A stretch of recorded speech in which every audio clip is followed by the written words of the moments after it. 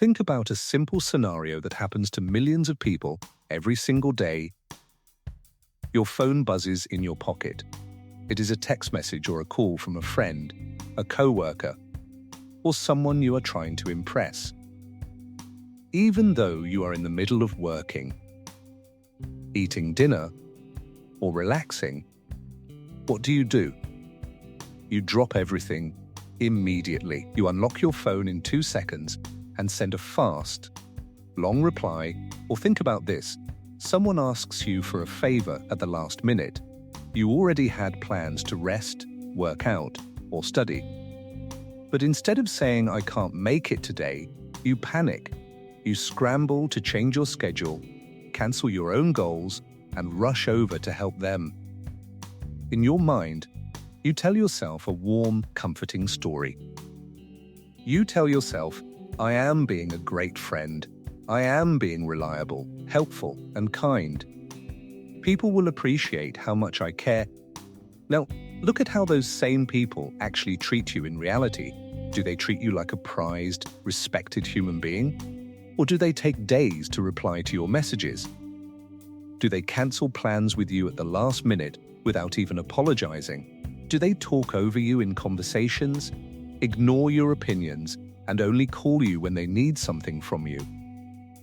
It feels unfair, doesn't it? It makes you feel angry, bitter, and exhausted. Here is a hard, eye-opening truth from human psychology. Human beings do not value what is always available.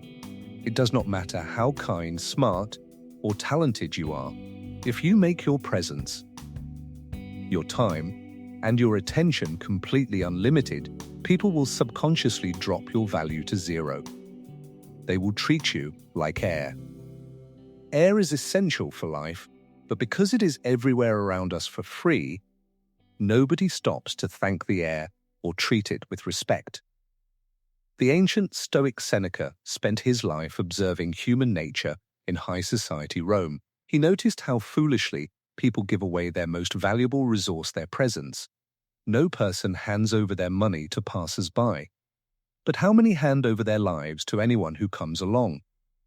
We are tight-fisted with property and money, yet think nothing of wasting time, the one thing in which all should be tough-minded. To reclaim your value, you do not need to become a cold, rude, or selfish person. You simply need to understand the psychology of scarcity and learn how to govern your life with boundaries and self-possession. In this clear and simple guide, we are going to explore 8 strategic psychological shifts to help you stop being too available and rebuild your value instantly. Pay very close attention to shift number 5, because if you leak your time there, people will continue to use you as a backup option. Let us begin. Shift 1. Understand the economic law of value. Let us look at how the real world measures worth. Why is water, which keeps us alive every day, practically free? Because water is abundant. You turn on a tap, and it pours out effortlessly. Why are diamonds, which serve almost no daily life-saving purpose, worth thousands of dollars? Because diamonds are rare. They are hard to find, difficult to extract, and limited in supply. The exact same law applies to human psychology. Abundance creates dynamic loss of interest. Scarcity creates value. When you are always at someone's service, always waiting for their call, and always standing in the same spot, you become abundant. Your presence loses its edge. Your attention becomes cheap. People begin to think, "I don't need to pay attention to them today. They will be right there tomorrow anyway." The Stoic master, Epictetus, taught his students that self-respect begins by recognizing the absolute weight of your choices. If you want to be respected, do not make yourself cheap. Know what belongs to you, and guard your gate. Think about how your life changes when you apply this shift. When you stop hovering around people, when your time becomes limited, and when your presence must be earned through mutual respect. People naturally wake up. They realize that your attention is not a free fountain they can drink from whenever they feel bored. Stop handing out your life like free water. Make your presence a rare, valuable resource. Shift 2. Eliminate the fear of missing out. Why do you make yourself so available in the first place? Let us look at the root cause. Deep inside your mind, there is a quiet, desperate fear, the fear of missing out. You worry that if you don't attend every party, if you don't reply to every text message instantly, or if you aren't around every group event, people will stop inviting you. You fear that they will forget about you, replace you, or speak bad things behind your back. So, driven by anxiety, you force yourself to be everywhere, all the time. This fear is a psychological trap that destroys your mental strength. When you operate out of fear, people can feel it. They sense that you are present not because you want to be, but because you are terrified of being left out. Marcus Aurelius regularly reminded himself to look at the world with total rational clarity. You don't have to turn this into something. It doesn't have to upset you. Things can't shape your decisions by themselves. They have no mind of their own. Consider the freedom of letting go of this fear. What happens if people organize an event and you don't go? Nothing. The world keeps spinning.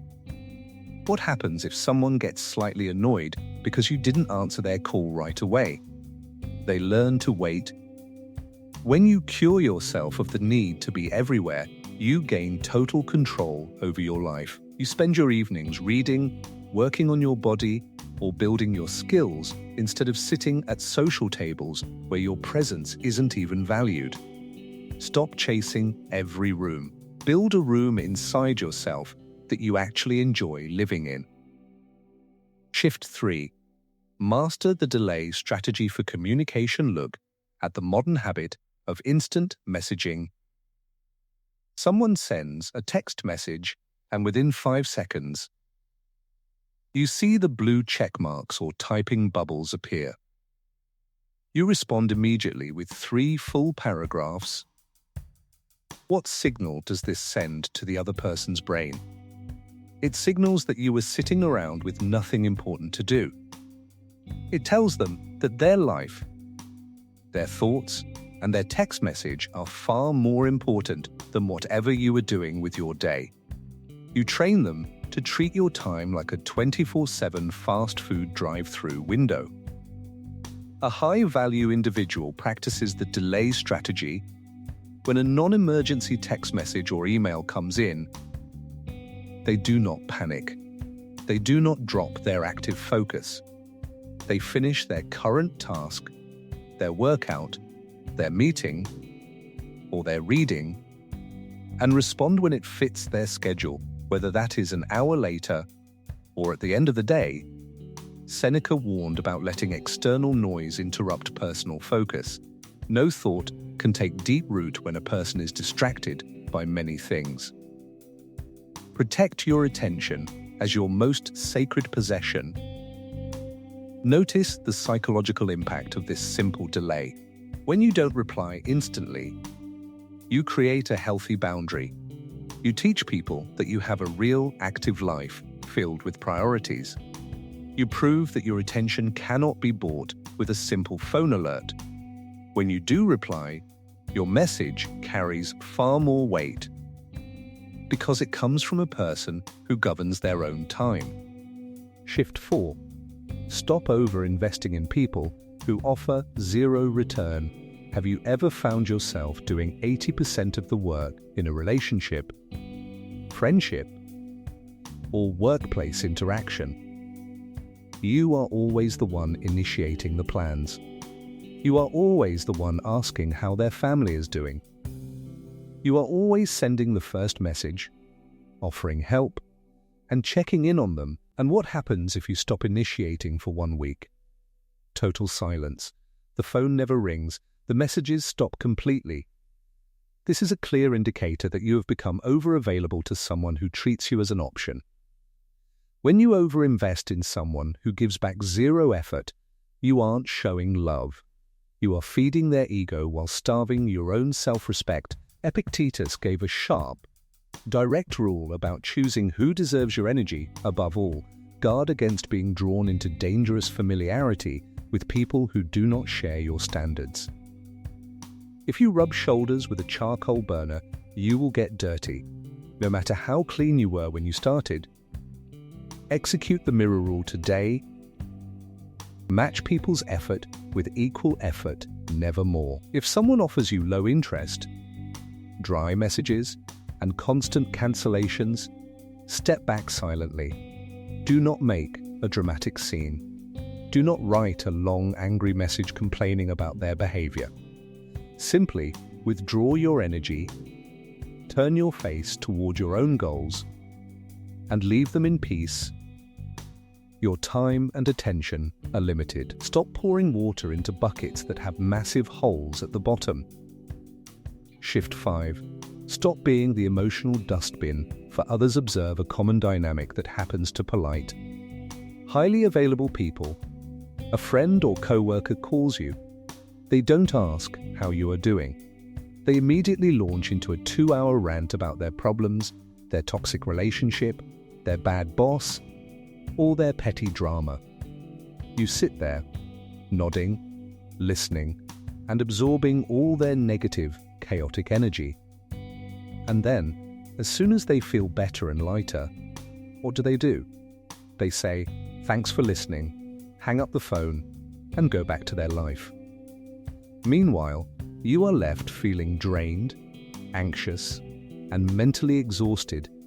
They used you as an emotional dustbin. They don't respect your mind. They simply use your availability to dump their emotional trash and then leave until the next crisis happens. Marcus Aurelius wrote extensively about guarding the door of the mind against useless drama. How much time he gains who does not look to see what his neighbor says or does or thinks, but only at what he does himself.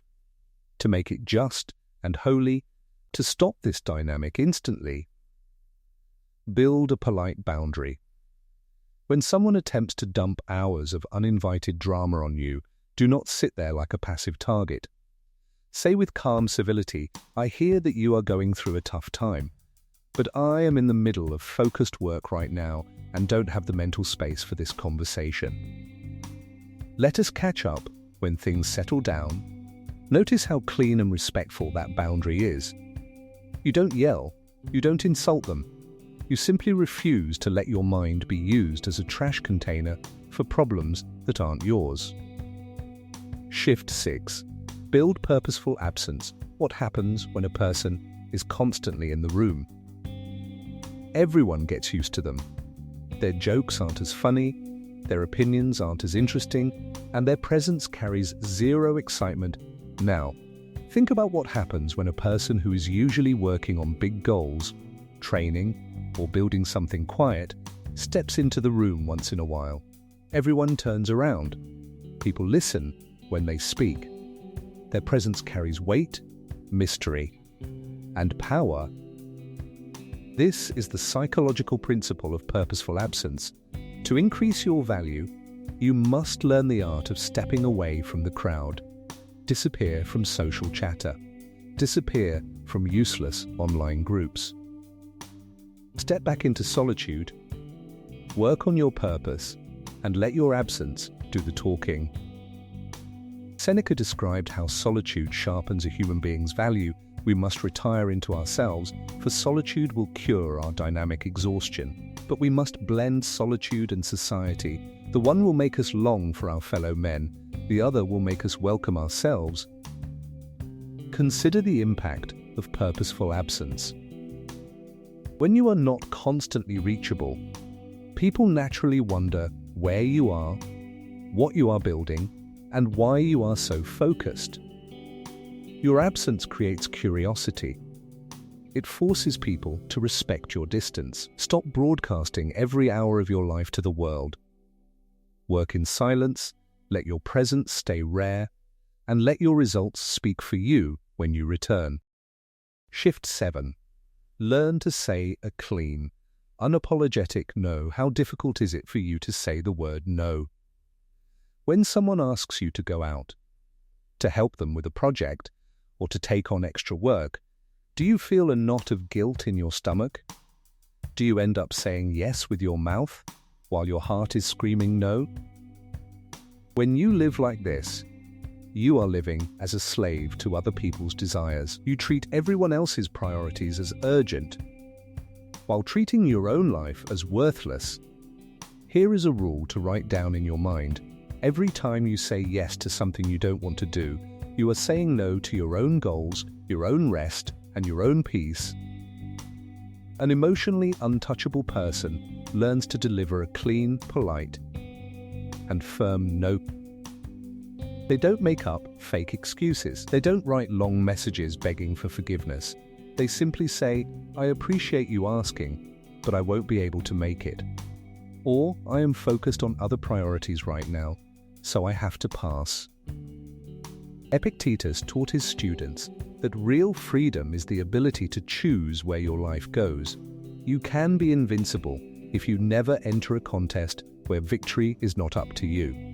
Learn to say no to what does not serve your virtue. Notice how strong a clean no sounds. It proves that you have a direction in life.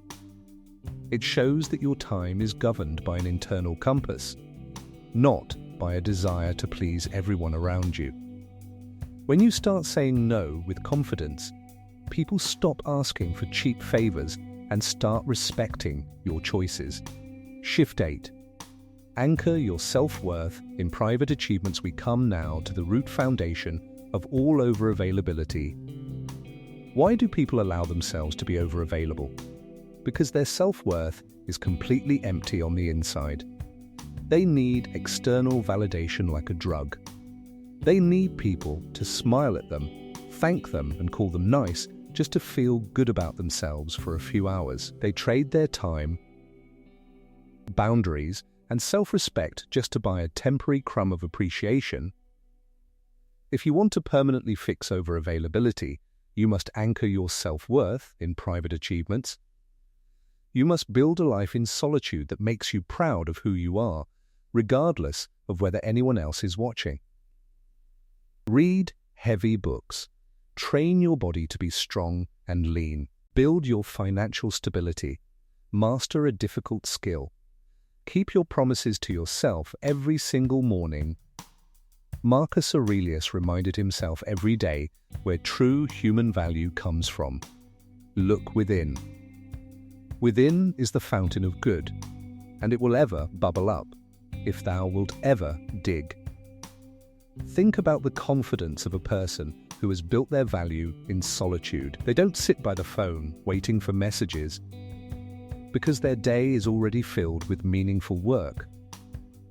They don't beg for invitations because they enjoy their own company. They aren't afraid of being left out because they are building something real. When your internal well is full, you stop begging the world for cheap attention. You step into every interaction as a sovereign individual. Conclusion. Reclaim your sovereign time. Being available to everyone at all times is not a badge of honor. It is a slow betrayal of your own potential. Stop treating your time like dirt on the street. Stop begging for approval from people who don't care about your growth. Stop letting cheap noise consume your daily energy. Apply the law of scarcity. Practice the delay strategy. Mirror the effort of others. Deliver a clean no. And build a powerful life in quiet solitude. Let the world chase cheap attention.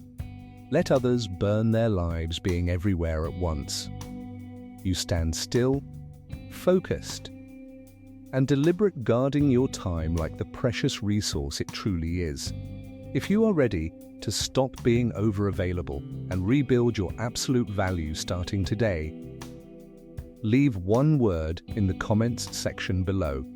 Valuable. Walk steady, protect your time, and let your worth speak for itself.